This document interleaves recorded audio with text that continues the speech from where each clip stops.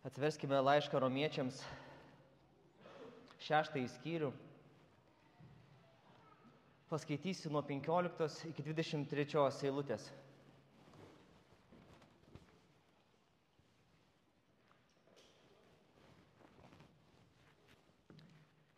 Romiečiams 6 nuo 14, tai yra nuo 15 iki 23.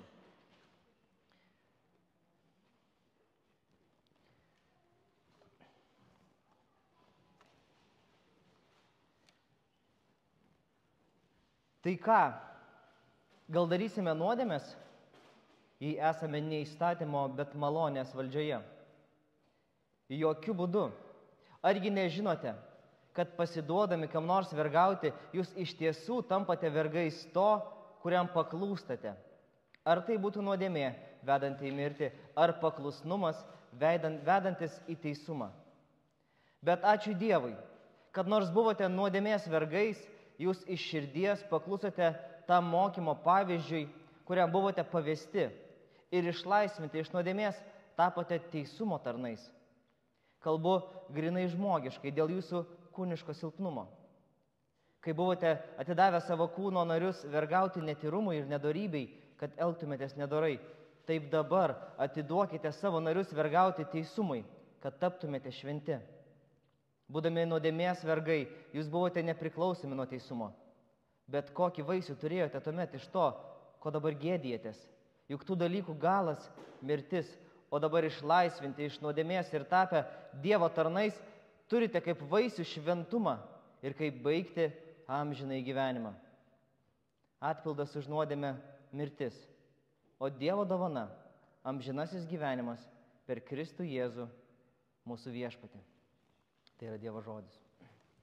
Tau, Dieve, dėkojame už tavo žodį.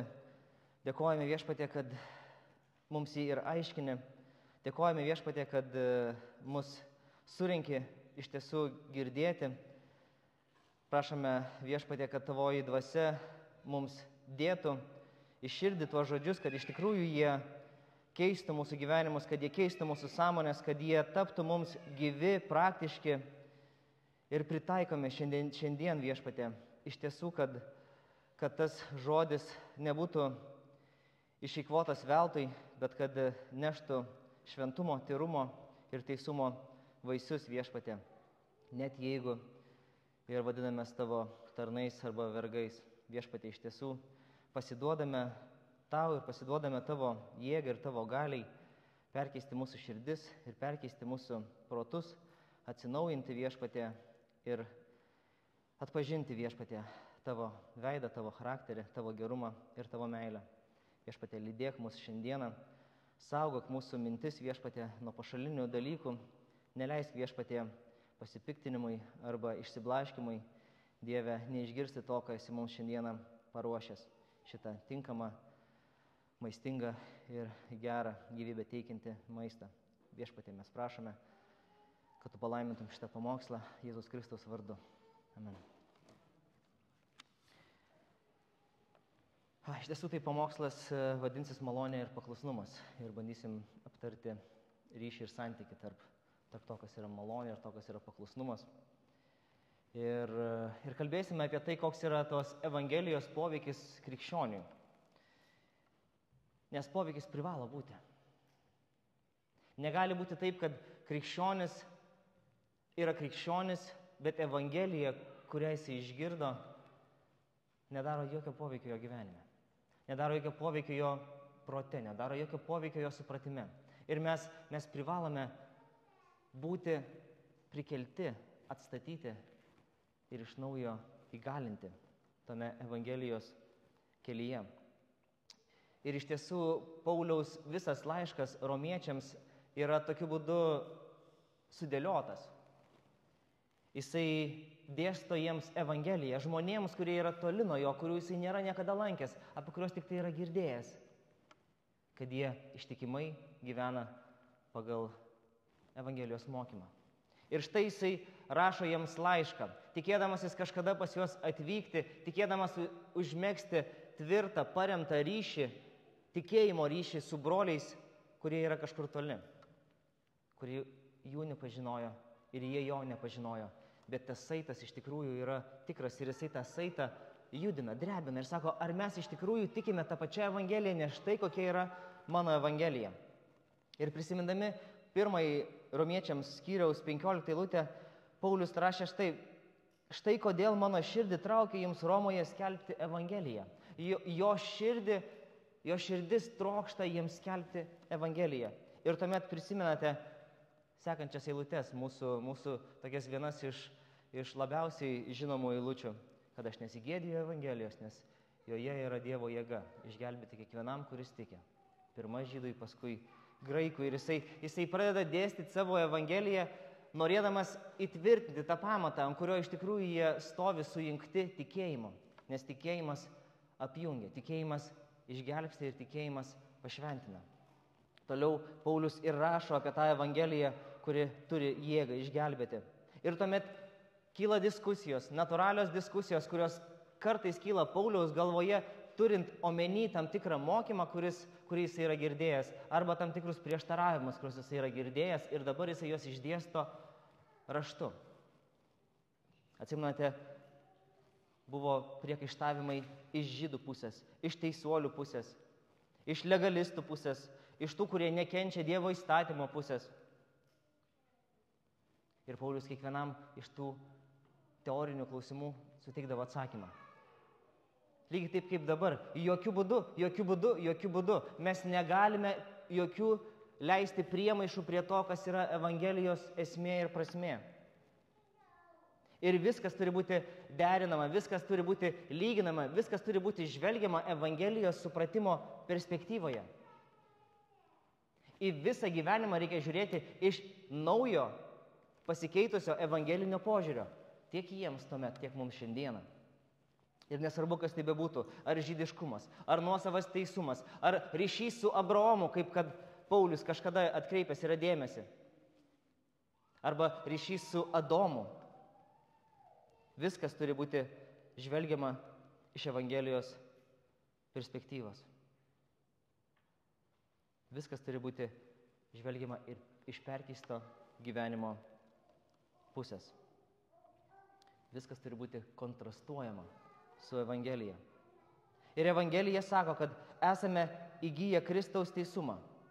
Esame patalpinti malonėje. Esame patalpinti malonėje, suvienyti su Kristumi ir tas turi tikrą ir gyvą poveikį žmogaus gyvenime. Ar tai yra tiesa jums šiandieną? Ar iš tiesų Evangelija, kurią jūs išgirdote, padarė poveikį jūsų gyvenime? Ar jinai pakeitė jūsų širdį?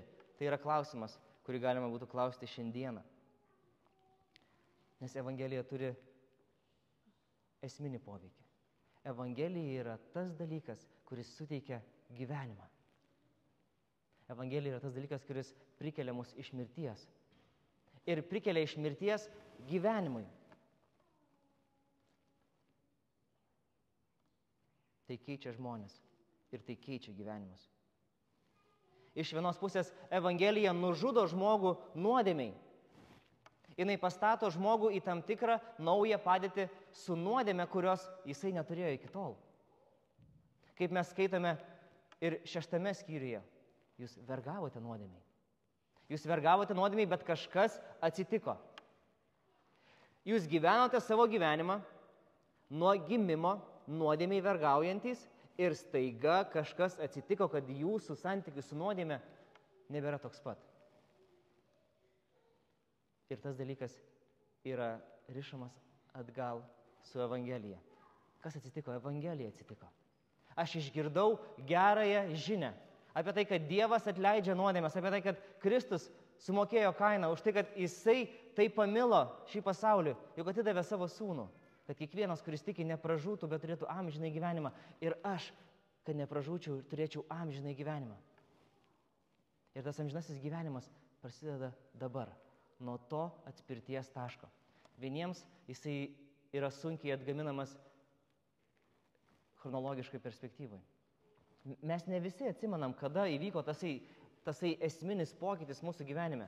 Kažkas galbūt užaugo bažnyčios aplinkoj ir visą savo gyvenimą gyveno Evangelijos šviesoje, kol vieną dieną jinai iš tikrųjų padarė tą pasikeitimą žmogaus širdyje. Mano atveju buvo tam tikras laiko tarpas, kuomet aš jau esu susipažinęs su krikščioniškom doktrinom, bet esu vis dar neišgelbėtas. Iki tam tikro suvokimo, kuris po truputį, tam tikro mokymo būdu pradėjo skleistis arba skverbtis į mano širdį, sužlugdydama, sutriuškindama mano išdidumą, atvesdama mane į atgailą. Bet aš negaliu atsakyti jums tiksliai, kurią savaitės dieną ir kurią valandą tai įvyko. Bet po truputį mano širdis pradėjo keistis. Nes Evangelija keičia žmonės ir Evangelija keičia gyvenimus ir Evangelija prikelia žmonės gyvenimui Kristuje. Ir iš tiesų mes apie tai kalbėjome prieš savaitę, kad pasikeitė santykis su nuodėme, kad nuodėmė dabar atsivertusiam žmogui yra svetima. Svetima iš tos pusės, jūs nebesate susiję draugiškų ryšių.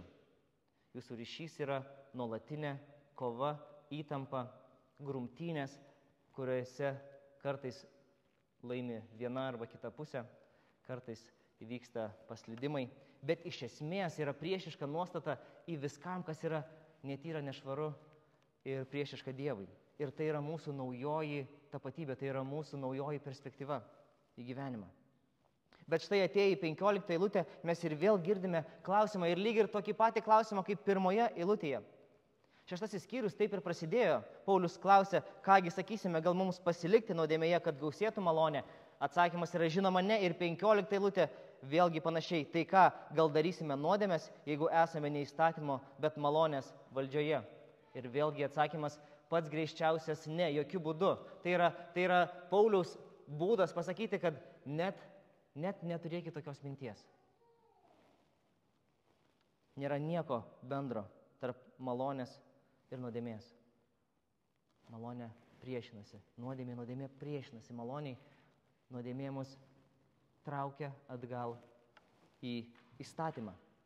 Ir iš esmės klausimas labai panašus kaip ir pirmoje eilutėje, tik tai šiek tiek kitų kampų.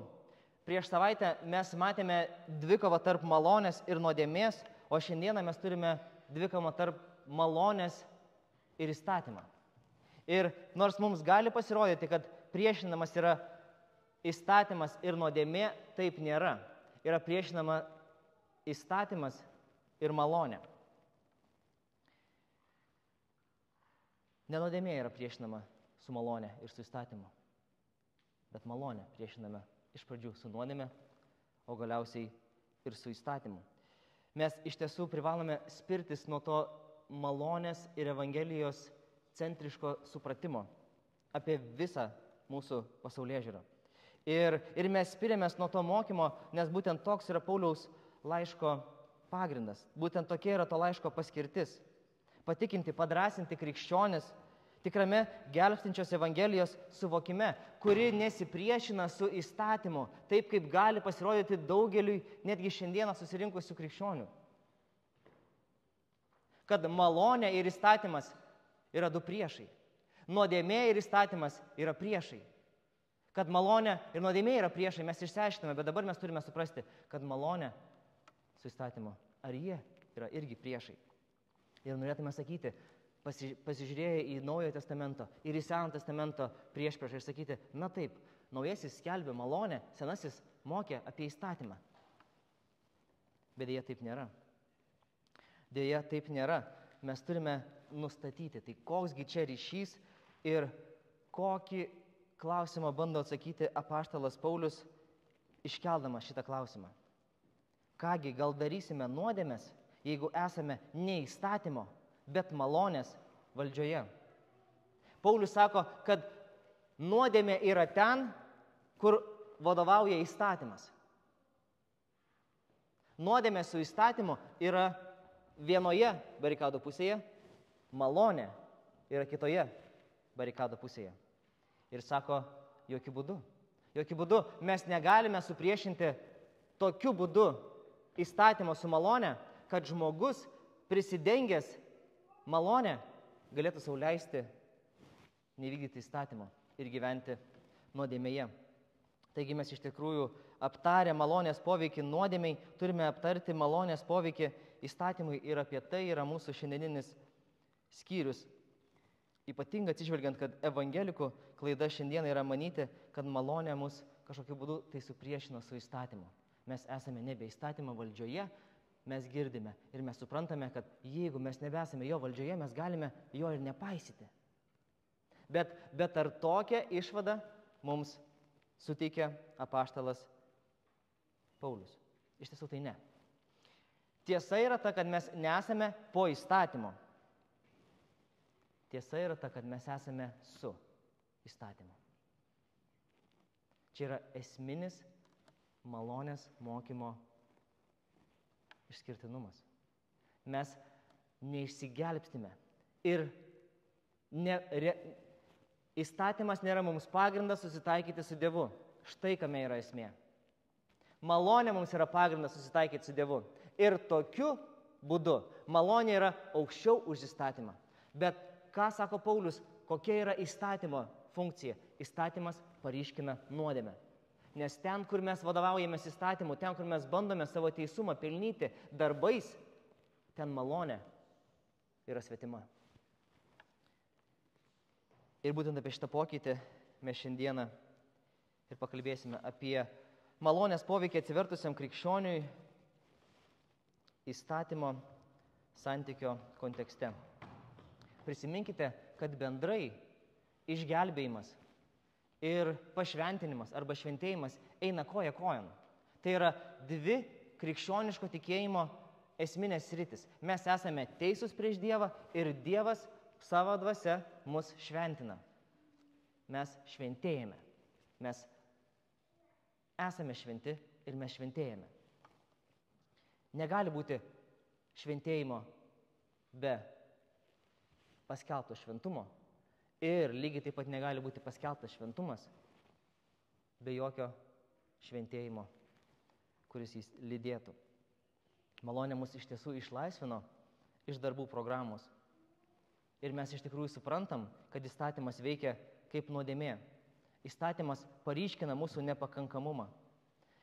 Įstatymas mums parodo, kad jisai negali būti išgelbėjimo programos pagrindas. Įstatymas yra dalykas, kuris mus pasmerkia, kadangi mums rodo į Dievo šventumą. Įstatymo yra tokia funkcija. Jis sako, Dievas davė įstatymą ir įstatymas yra šventas. Problema yra tame, kad tu bandydamas savo jėgomis įvykdyti tą įstatymą, nupulsi ir prarasi ryšį su Dievu. Ir iš tiesų mes esame ne įstatymo valdžioje, bet malonės valdžioje. Bet nepaisant to, mūsų santykis su įstatymu privalo pasikeisti. Taigi, ko mūsų moko malonės Evangelija apie tą naują krikščionio tapatybę Kristuje? Ką mes turime žinoti, ką mes turime išmokti, ką mes turime suprasti arba įsikalti savo į galvą? Ką mūsų širdis turi priimti iš šito skyriaus laiško romiečiams? Visų pirma, tai, kad Evangelija pakeitė mūsų santykį su nuodėme ir visų antra, kad Evangelija perkeitė mūsų santykį su įstatymu. Mūsų naujasis santykis su įstatymu yra apibūdinamas kaip paklusnumo santykis. Paklusnumo santykis yra geras santykis. Paklusnumo santykis yra darnus santykis. Paklusnumas yra reikalingas mums santykis su įstatymu. Arba paklusnumas yra mums parodymas, įrodymas arba priemonė pamatyti, kad mes iš tikrųjų esame malonės Evangelijos perkeisti. Taigi tokie 4 pagrindiniai dalykai, kuriuos noriu šiandieną pabrėžti, kad paklusnumas yra dalykas, kuris kyla iš Dievo veikimo mūsų širdyje. Antras yra tai, kad paklusnumas mums teikia laisvę iš nuodėmės. Paklusnumas mus pavergia, bet pavergia teisumui. Ir galiausiai paklusnumas veda mus į amžinybę ir šventumą. Taigi paklusnumas, kuris mums gali atrodyti kaip kažkokia tai neigiama savybė, kur sako, kas turi paklūsti. tas, kuris yra žemesnio rango. Paklūsta armijoje, paklūsta tie, kurie yra žemesni už tie, kurie duoda jiems nurodymus. Šeimoje vaikai paklūsta tėvams. Visuomenėje yra suskirstytos tam tikros hierarchijos, kurios nurodo, kas kam turi paklūsti. Ir mes iš karto pradedame matyti kaip paklusnumą tarsi neigiamoje šviesoje. Bet paklusnumas nėra neigiamas, jeigu mes žiūrime iš švento ir teisaus Dievo perspektyvos, kuris ir davė mums įstatymą kaip gyvenimo paklusnumo gairės. Taigi 4 dalykai. Paklusnumas veikia mūsų širdyje, paklusnumas teikia laisvę, paklusnumas pavergia teisumui ir paklusnumas veda į amžinybę. Vėlgi, Paulius šitą savo mokymą pateikė per tam tikrą pavyzdį, per tam tikrą palyginimą, per tam tikrą kontrastą. Jisai duoda pavyzdį to, ką kalbėjo prieš tai, eilutės apie santykį su nuodėme, koks jisai buvo prieš tai, kad mes iš tikrųjų buvome pavergti nuodėmės, mes negalėjome nebūti nuodėmės valdžioje. Nuodėmė turėjo mums visą valdžią, nuodėmė mums davė malonumą, kūnišką malonumą, o mes jai paaukojom savo gyvenimus. Tokia yra realybė prieš atsivertimą. Ta realybė keičiasi su Evangelija. Ir Evangelija mus pastato į naują santykį su įstatymu, į paklusnumo, į darnos, į meilės santykį su įstatymu ir su to įstatymo davėju. Bet jisai išsaugo tą pavyzdį. Vergystės, vergvaldystės, tokios žemiškos, žmogiškos, mums suprantamos realybės aplinkybės. Yra žmonės, kurie teisiškai, įstatymiškai, legaliai yra įsipareigoję vykdyti tam tikrus reikalavimus. Dėl to jų vertė nesumažėja, bet jų rolė keičiasi. Ir pagal tą pasikeitusią rolę keičiasi jų veiksmai, atsakomybės, pasirinkimai, vertybės, prioritetai, laiko skirstimas.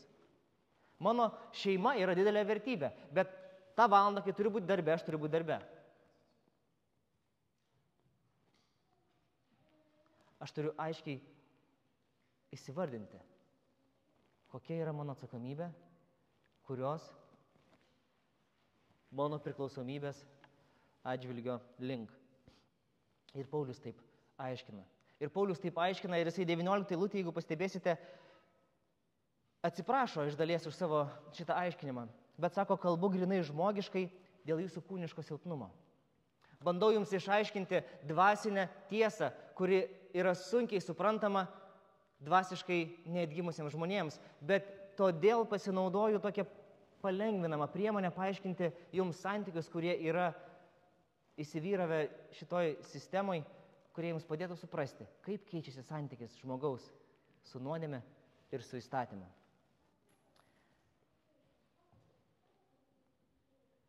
Taigi, Paulius sako, kad malonė yra daug daugiau negu vergystė. Kad malonė ir įstatymas yra geresnis šeimininkas negu nuodėmė. Bet visgi tas santykis su ta malonė gali būti apibūdinamas kaip vergystė arba tarnystė. Ir mūsų vertimas kažkodėl tais, kai kalba apie nuodėmę, vadina vergystę, bet kai kalba apie malonę, vadina tarnystę. Toksai būdas šiek tiek sušvelninti terminologiją, nors graikiškai naudojamas yra tas pats žodis. Graikiškas žodis nesikeičia, bet norisi pašvelninti. Ir galbūt mano kvietimas yra nešvelninti. Kodėl mes bijome permastyti? Kodėl mes bijome iš naujo įvertinti vergystės sampratą? Vien dėl to, kad mes turime tam tikrą primestą kažkokią tai liberalią poziciją apie tai, kas yra vergystė arba vergvaldystė. Mes iš karto imame pačius blogiausius atžvilgius, pačius blogiausius pavyzdžius, kaip šeimininkai išnaudoja, prievartauja, kankina savo vergus. Bet taip neprivalo būti. Taip neprivalo būti. vergystė tėra tam tikra santvarka, kuri turi savo dėsningumą, kurioje žmogus, esantis tam tikros socialinio sluoksnio arba tam tikro pilietinio statuso, turi tam tikrą atsakingą atsakomybės pareigą prieš kitą žmogų. Tai buvo pas žydus, tai buvo pas romiečius.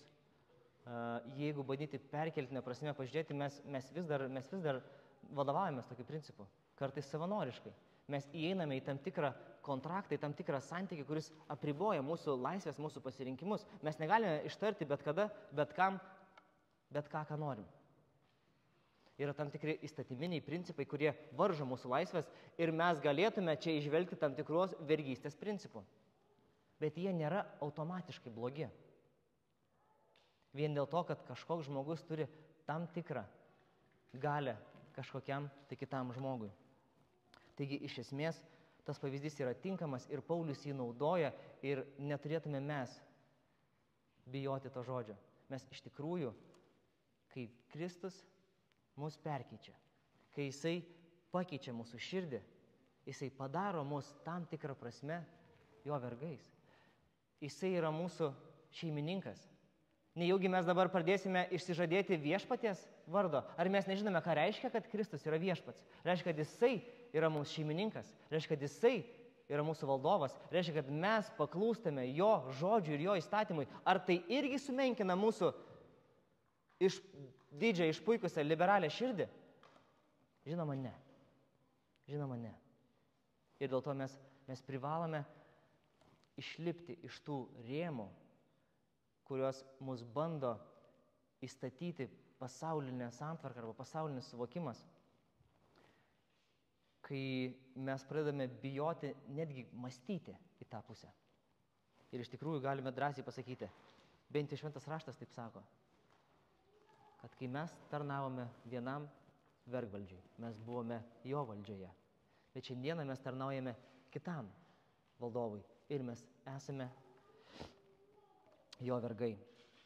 Taigi prieš tai buvo vienas šeimininkas, o dabar yra kitas. Ir taip kaip ta konferencijos tema, pirmoji tema, mes privalome daryti išvadą, kad nėra jokio neutraliteto.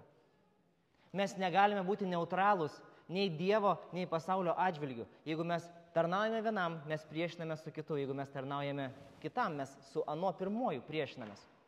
Ir Kristaus mokymas yra identiškas. Sako, negali tarnauti dviem šeimininkams. Štai yra Mamonas, štai yra Dievas. Pasirink. Ir Paulius stato savo supratimą ant to pagrindo. Arba tu tarnauji įstatymui, arba tu palendi po įstatymo valdžia ir stengiasi išsigelbėti įstatymo vykdymo būdu, arba tu tarnauji maloniai.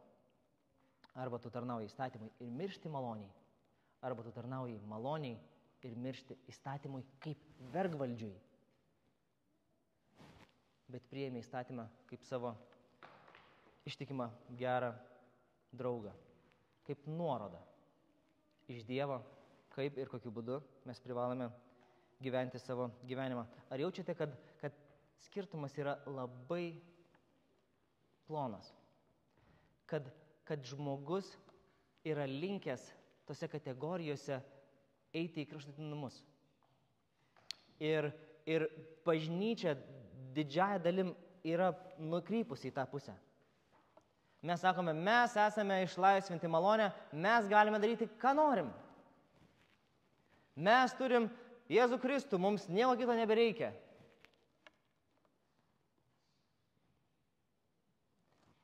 Bet neišmeskim, yra angliškai toks pasakymas, su krikšto dubeniu išmetamas vaikelis. Kadangi tie, kurie atmeta pašlakstymą, dubenį, kuriame šlakstama, meta lauk, kadangi jisai yra priešiškas Dievo žodžiui. Jie išmeta, bet jie vaikelį ten paliko. Tai vat, ta tokia analogija ir čia galioja. Mes neprivalome žiūrėti tik tai kraštutinumais. Mes privalome išsiaiškinti tas įmantrias subtilybės, kurias Paulius sako, dėl mūsų kūniškumo mums yra sunku suprasti. Ir dėl to jis mums duoda žemišką, paprastą pavyzdį. Čia iš tikrųjų ir slypi Pauliaus 6 ir 7 skyriaus, kurį nagrinėsime paskui, mokymo būtinybė, svarba ir šiandieninis aktualumas tam, kad mes šiandieną čia būdami nesupriešintume malonės ir įstatymą. Nors jis sako, kad įstatymas nėra mūsų valdovas, mes neprivalome su juo susipriešinti. Taip galim būtų reziumuoti ir pabaigti pamokslą, bet aš dar nepriėjau prie savo 4 pointų. Taškų. Taigi visų pirma, kad paklusnumas yra dalykas, kuris kyla iš Dievo, kuris veikia mūsų širdise. Į tai mus kreipia ta 17 eilutė, kai Paulius sako, bet ačiū Dievui, kad nors buvote nuodėmės vergais, jūs iš širdies paklusote tam mokymo pavyzdžiui, kuriam buvote pavesti. Tai 2 dalykai čia. Kad mūsų santykis su įstatymu, nuodėme ir netgi visų pasauliu pasikeičia dėl to, kas įvyksta mūsų širdyje, o tai, kas vyksta mūsų širdyje, vyksta dėl Dievo darbo. Paulius sako, bet ačiū Dievui. Ar suprantate, kam yra atiduodama šita garbė arba šitas nuopelnas už tai, kad įvyko tas raktinis, esminis pasikeitimas žmogaus gyvenime? Ne kokie šaunuoliai, sako Paulius, žvelgdamas į tikinčiuosius Romoje, sako, bet ačiū Dievui. Ačiū Dievui, kad nors buvote nuodėmės vergais, jūs iš širdies paklusote tam mokymui. Širdis paklūsta mokymui. Bet mokymas yra tas, kuris pakeičia širdį. Ir galiausiai jis sako, mokymo pavyzdžiui, kuriam buvote pavesti. Už rankytės paėmė ir atvedė. Ir ačiū Dievui, kad paėmės už rankytės ir pavedė jūs tam mokymui, kuris perkeitė jūsų širdis. Ir šiandieną jūs esate nebe nuodėmės valdžioje, bet Dievo valdžioje, paklusnumo valdžioje. Pažiūrėkite, kiek kartų tose pradinėse eilutėse yra naudojamas žodis paklusnumas, paklusnumas, paklusnumas, paklusnumas. 16 eilutė. Iš tiesų tampate vergais to, kuriam paklūstate. Ar būtų nuodėmė vedanti į mirtį, ar paklusnumas vedantis į teisumą. Jūs iš širdies paklusote tam mokymo pavyzdžiui, 17 eilutė. Ir galiausiai ta mintis toliau yra plėtojama, kad jūs iš vergystės perinate į paklusnumą, bet į nepriešišką paklusnumą. Ne taip, kaip vaikai paauglystėj paklūsta tėvams besikeldami ryte į mokyklą. Nenoriu, gerai. Ne. Paklusnumas neprivalo būti toks. Ir tai yra naujo mūsų atsivertusio gyvenimo realybė. Paklusnumas neprivalo būti kančia. Nes paklusnumas yra dalykas veikiantis širdyje. Dievas veikia mūsų širdyje, suteikdamas mūsų širdžiai pasikeitimą. Privalo įvykti transformacija. Ta žodis yra šiek tiek sudėtingas, bet iš esmės mums visiems jau labai gerai pažįstamas.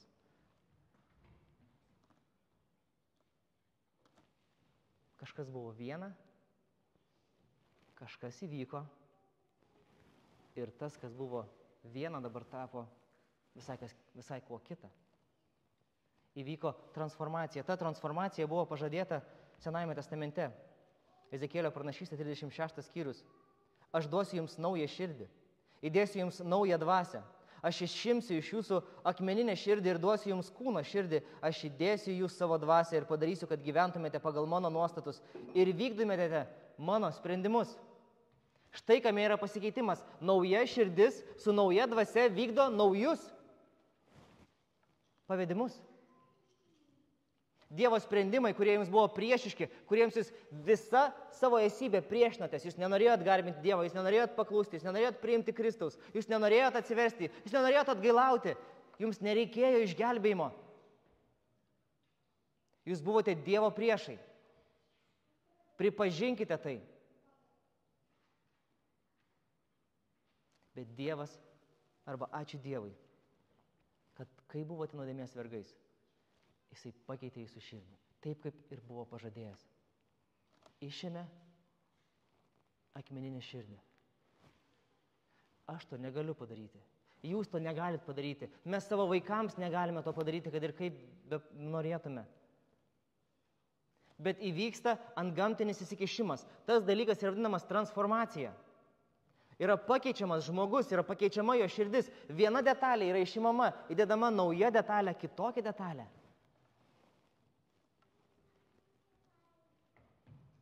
Ar girdite tą pasyvę formą? Jūs buvote pavesti tai transformacijai. Ir ačiū Dievui, kad jinai pakeitė jūsų santykį su nuodėme. Įvyko ne reabilitacija. Įvyko ne trumpalaikis arba laikinas arba neveiksmingas bandymas pataisyti širdelę. Kai trombas užstringa, reikia važiuoti į Palangą, tenai masažai, vonios procedūros.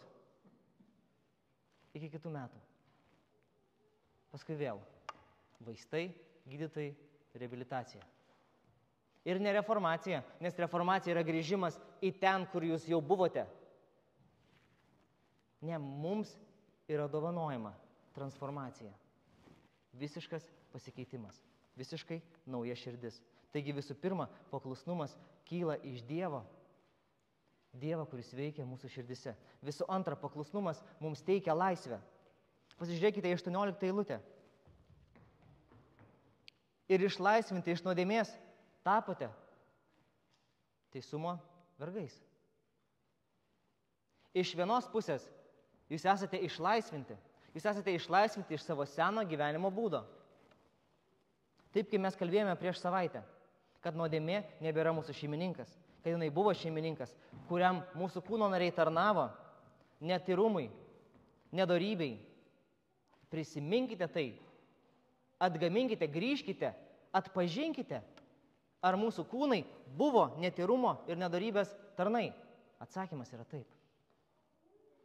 Įvairios formos. Savanaudiškumas, puikybė, išdidumas, baimė, pyktis, pavydas, neapykanta.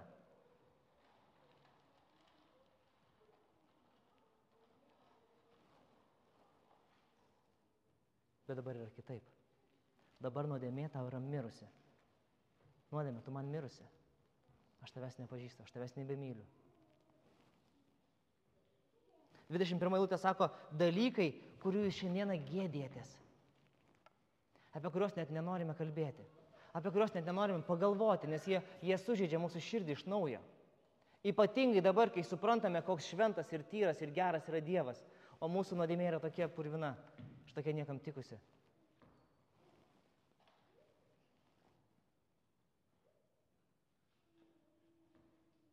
Bet dabar jūs esate laisvi. Laisvė reiškia, tu nebeprivalai jos klausyti. Tu gali atsakyti ne. Tu gali pasirinkti. Paklausti jai ar paklausti šventumui. Iš esmės, tai mokymas, kad žmogus, naujas žmogus, atsivertęs žmogus, Evangelijos ir malonės dėka gali atsispirti pagundimui. Prieš tai mūsų gyvenimas buvo vienas didelis ištisas pagundimas. Prisiminkit, ką sako Jonas. Kas yra pasaulyje? Kūno geismai, akių geismai ir gyvenimo puikybė. Sudėkit savo visą gyvenimą, jūs pamatysit, kad tai apima visas tas sritis. Ilgiau pamiegoti, skaniau pavalgyti, daugiau uždirbti, geriau praleisti laiką.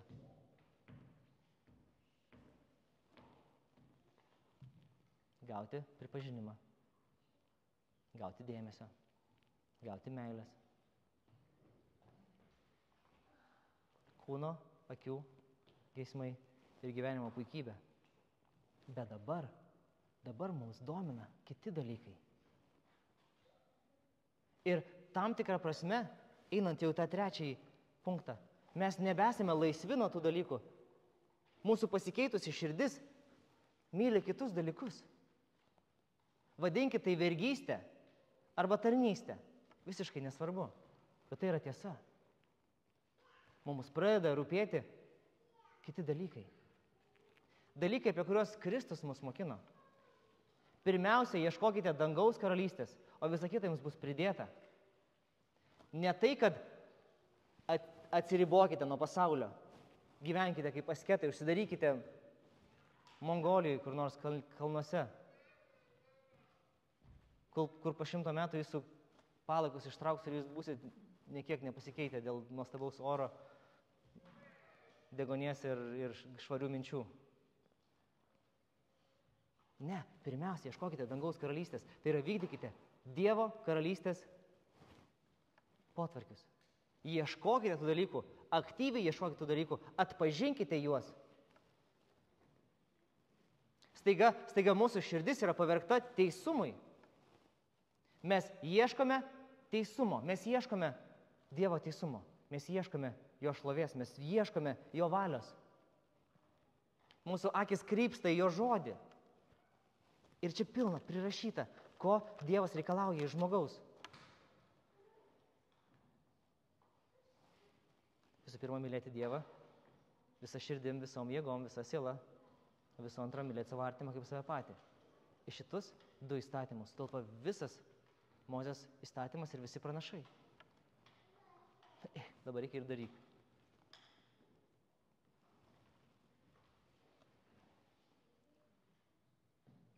Bet iš tiesų šita naujoji priklausomybė, šita naujoji vergystė yra teisumo labui.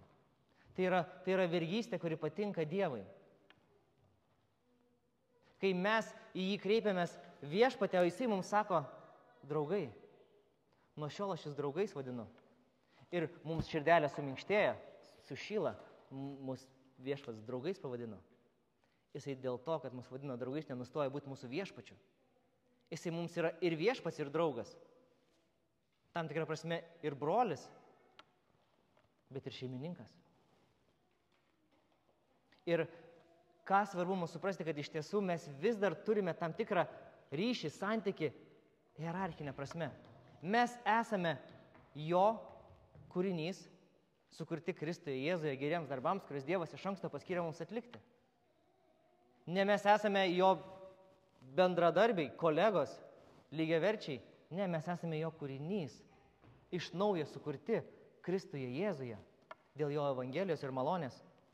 Ne šiaip sau, bet darbams, kuriuos jisai yra iš anksto paskyręs mums atlikti. Santykis yra priklausomybės, bet nuo šiol priklausomybė yra nuo teisumo. Ta vergystė, kaip aš sakau, yra vergystė Dievui, kuris yra šventas, geras, mylintis ir visagalis. Ir jeigu žmogus nenorėtų išsiaukštinti iki pat Dievo, kaip kad sode buvo pasiūlyta jam, galbūt tu norėtum susilyginti su Dievu. Galbūt tu pats norėtum savo taisyklės nustatinėti. Ir žmogus sako, norėčiau. Iš tikrųjų, tai kaip pagalvoji, norėčiau. Norėčiau būti laisvas nuo Dievo. Norėčiau būti nebe kūrinys, norėčiau būti jam lygus. Ir mormonai jums tą gali pasiūlyti. Bet krikščionybė negali to pasiūlyti. Krikščionybė jums pasiūlys būti po Dievu. Pripažinti jo didybę, pripažinti jo galę. Netgi, sakykime taip, bijoti Dievo. Pagarbiai, šventai ir mylinčiai bijoti Dievo. Pasaulis nemėgsta mokymo apie Dievo baimę. Vertimai net keičiasi. Pagarbi Dievo baimė. Ten, kur tikėjimas, ten išveja baimę.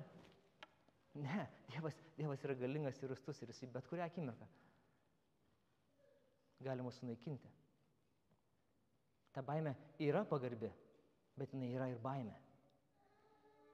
Mes nesuvokiam jo didybės, mes nesuvokiam jo galybės. Izaija, prisiminkite 6 skyrius, kai jisai pamato viešpatį Jėzų. Jis puola veidu į žemę. Jis negali pažvelgti į jį. Jo šventumas yra toks didelis. Ir tuomet angelas duoda jam anglį. Jis yra apvalomas, jis yra pastatomas į tą naują ryšį. Tai yra tai, ką duoda šita pasikeitusi širdis, tas naujas santykis, kad ir vergystės santykis. Bet nepamirškite, kam mes tarnaujam. Kas esame mes ir kas yra jis. Ir kartu su Dovydu galime giedoti. Kas yra žmogus, kur Antanas išėjo? Kas yra žmogus, kad jį atsimenė? Niekas. Iš esmės niekas. Tai ant kiek padidėja Dievo malonės suvokimas, kai tas, kuris yra niekas iš esmės, patiria tokią didžiulę Dievo malonę. Ir dabar mes esame pavergti tarnauti teisumui. Kaip gali būti kitaip, juk mes esame jo kūrinys ir jo nuosavybė. Jo antspaudas yra mūsų visos esybės. Mes esame sukurti pagal jo pavidalą, paveikslą, atspindį. Mes esame sukurti atspindėti jį visą laiką menkesnėje formoje.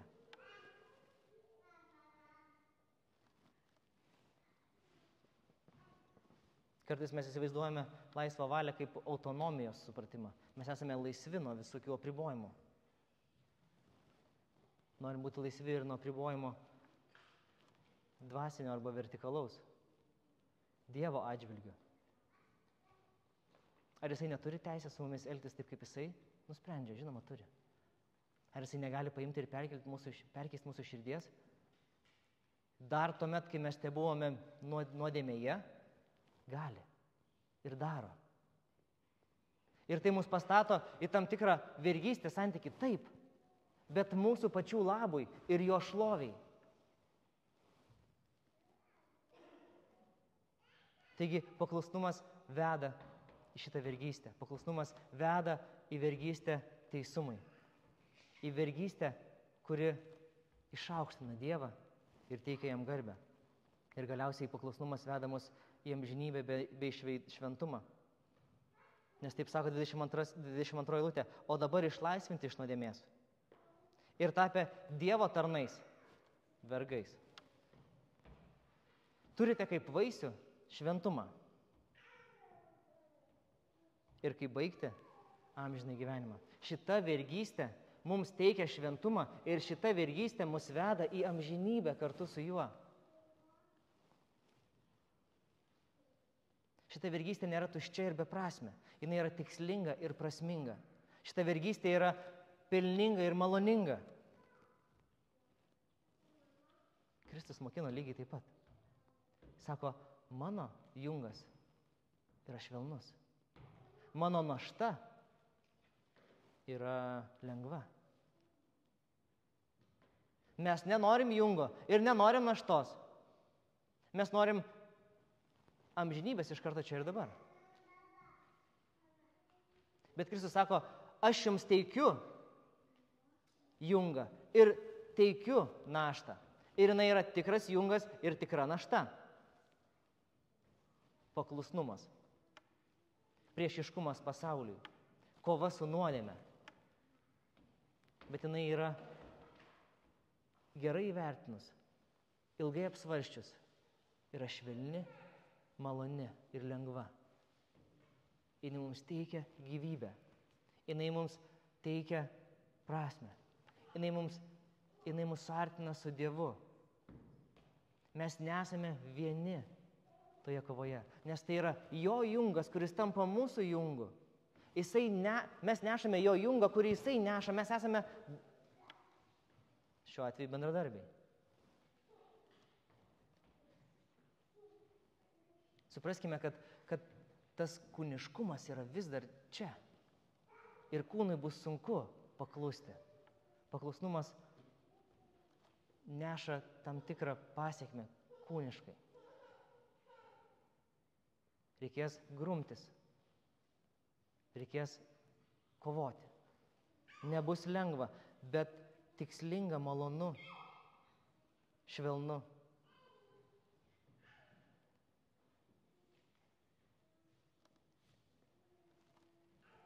Ta vergystė Jėzui yra vergystė tik tai iš principo. Iš esmės tai yra dovana. Mes matome vergystę ir ten, kur mes turėtume matyti dovaną. Reikalingas naujas požiūris, taip kaip aš ir pradėjau kalbėti apie tai. Tai yra iš esmės dovana ir privilegija. Tai yra didžiausia dovana ir didžiausia privilegija. Ne dėl mūsų vertės Dievas pasižiūrėjo iš dangaus, įvertino, kurie čia iš jų būtų labiausiai tinkantis jam į tarnus ir vergus ir pasirinko, kiek šitam kambaryje yra. Ne. Jis sako, jis pasiėmė kvailiausius iš visų, silpniausius iš visų, mažiausiai vertus iš visų, tam, kad stipriuosius šio pasaulyje sugėdintų. O mes staiga atkutę pradedam ieškoti savo vertės, pradedam ieškoti savo puikybės. Tai niekam tikęs požiūris. Tai yra požiūris priešiškas maloniai. Malonė yra dovana, jinai nėra užtarnauta, jinai nėra pelnyta, jinai yra suteikta iš Dievo gerumo, iš Dievo meilės. Jinai mus suriša su geruoju ganytoju. Iš esmės, paklusnumas sako taip Dievui. Ir tai nėra toks didelis apsunkinimas. Tai yra galimybė mums būti su juo darnoje. Mes turime sakyti taip jo įsakymui. Mes turime sakyti taip jo mokymui. Mes turime sakyti taip jo žodžiui. Čia yra mūsų gyvenimo kelrodis.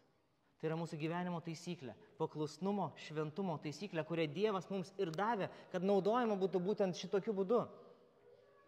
Ne kad pakabintume geriausią karvės odą įrėmintą kažkur spintelėje, pašluostytume kartą per savaitę. O svečiams atėjus parodytume, kad turime vieną iš senesnių egzempliorių, pasirašytą Jono Kalvino ar dar kažkieno. Ne, tai yra gyvas žodis skirtas mums juo maitintis. Tai yra Dievo žodis mums, žmonėms, kuriuos jis neturėjo apreikšti, bet apreiškė. Ir mes šiandien turim privilegiją, galimybę, garbę sakyti taip. Taip tam, kas čia parašyta. Atsivertus ir perskaičius tai, kas čia parašyta.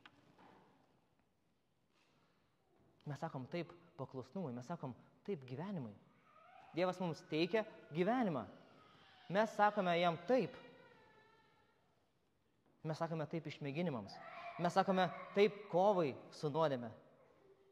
Mes pripažįstam, kad dabar yra kitas šeimininkas, atrišęs mus nuo senojo šeimininko ir pririšęs mus prie naujojo. Pavergęs mūsų širdis. Taip, jisai paima ir perkeičia mums širdis, padaro jas, kaip sakė Ezekielis, naujas širdis, kad atsinaujintume savo proto dvasioje.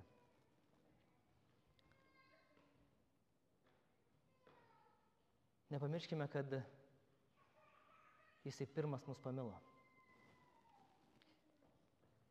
Nepamirškite, kad jisai mus pamilo, kai dar buvome mirę nuodėmėse.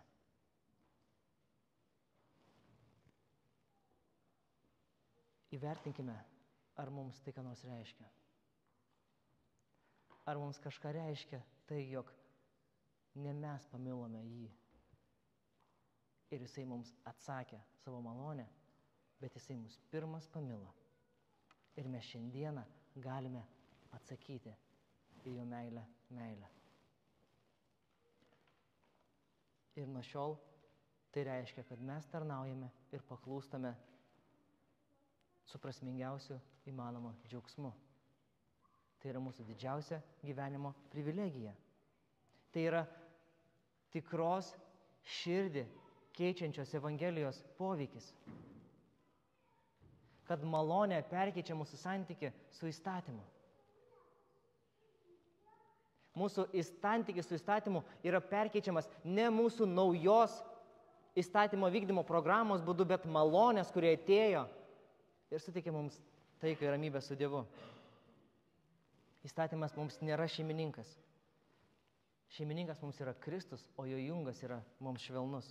Jisai padeda mums jausti tą Kristaus artumą, kur bebūtume. Sako, aš su jumis iki dienų pabaigos. Įsivaizduokit, koks tai jungas, suprantat, kad mes turime pašaukimą, mes turime misiją, kurią mes vykdome su jo pagalba. Jo dvasios prislietimu, jo dvasios buvimu. Nešiodami šitą jungą iki paskutinės dienos. Ištikimai ir su džiaugsmu. Jeigu Evangelija iš tikrųjų perkeitė jūsų širdį, mąstykite apie šitos Evangelijos dalykus. Pažiūrėkite, kaip jinai pakeitė jūsų santykį ne tik su nuodėme, bet ir su įstatymu. Apsvarstykite savo santykį su naujoju šeimininku. Apsvarstykite, ar jūs pakankamai gerai žinote jį ir žinote, kaip jam tarnauti šiandieną. Šitas supratimas pats prives jūs prie pritaikymo. Aš neturiu jums programos surašytos dabar paduoti, išdalinti lapelį, ką jūs turite daryti kiekvieną dieną su savo naujoju supratimu, tarnaudami savo naujajam šeimininkui. Ne, bet supratę, kad jūs turite naują šeimininką, kuris jums duoda naują supratimą, jūs žinosite, kaip jūs pritaikyti tai kiekvieną dieną. Ir taip, kaip parašyta čia. Mes turėsime daryti veiksmus šalin nuo tos kūniškos vergystės nuodėmiai, kaip parašyta 19 eilutėj. Kad elgtumėtės ne tam, kad elgtumėtės nedorai. Taip kaip tada elgėtės nedorai, taip dabar. Tai yra lygiai taip pat tik priešingai. Kryptis turi pasikeisti. Atiduokite savo narius vergauti teisumai, kad taptumėte šventi. Tai yra receptas sąmoningos, nuolankios tarnystės pagal Dievo žodį. Link švento elgesio kasdieną, link tyros širdies ir tyrų motyvų, išaukštinančių Kristaus malonę, išaukštinančių Kristaus auką ant kryžiaus, jo viešpatystę visose gyvenimo srityse. Ir jam už tai būna garbė ir šlovė per amžius. Amen.